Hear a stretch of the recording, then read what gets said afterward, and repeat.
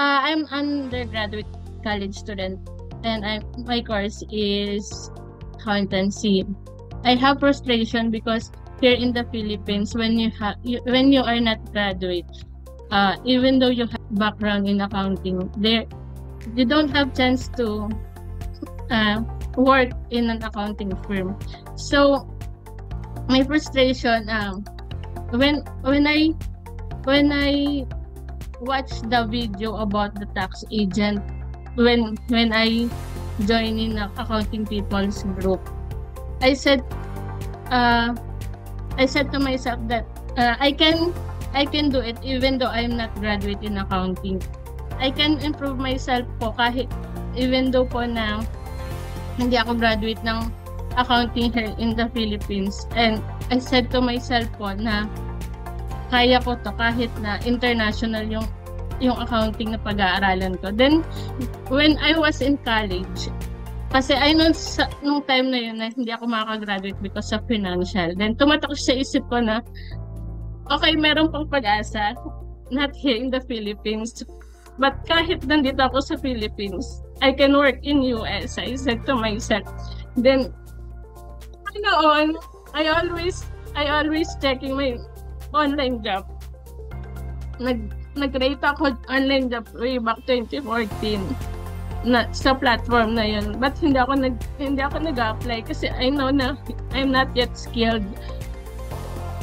And then, nung sabi ko, I always praying na, Lord, kapag nagka-family ako, okay lang po ba na I can work from home? Kasi I don't want to raise my child ng malayo sa kanya.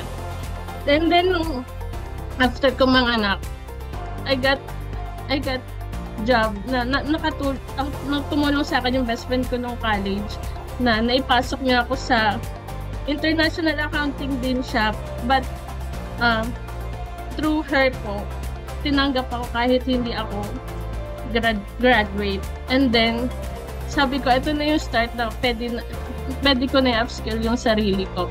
And then, I tried din po na mag-apply online job na kasi meron na ako konting confidence na mag-bookkeeping. And then, nakakuha ako, nagulat ako kasi ang mga nakikita kong testimony sa Facebook na more months or years sila bago sila nakakuha ng client. Then nagulat po ako, nakuha ko months pa lang. And nung time na yun, struggling din po ako pero nakuha ko yung client na yun. Then sobrang thankful ko sobrang tinreasure ko yung client na yun kahit low rate lang siya kasi gusto ko talaga magkaroon ng experience. Then sabi ko, meron na akong budget to enroll. Akala ko hindi ko siya makakompleto kasi dumating yung year end doon kung saan ako nag-work. Sobrang tight ng schedule. Sobrang hindi ko alam kung yung pagod ko kasi syempre puyatan sa work tapos meron ba tayong training. Yun nga, ko pa rin na makahabol ako sa mga assignments kahit na late na yung mga iba kong submit. Then yun, thankful ako nung last na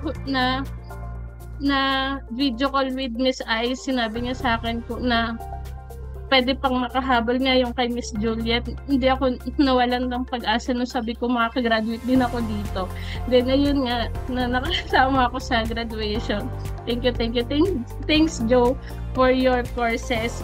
Sobrang helpful po talaga para sa amin na gusto mag-upskills and sa mga beginners po na katulad po. Thank you very much Joe. And for the team po.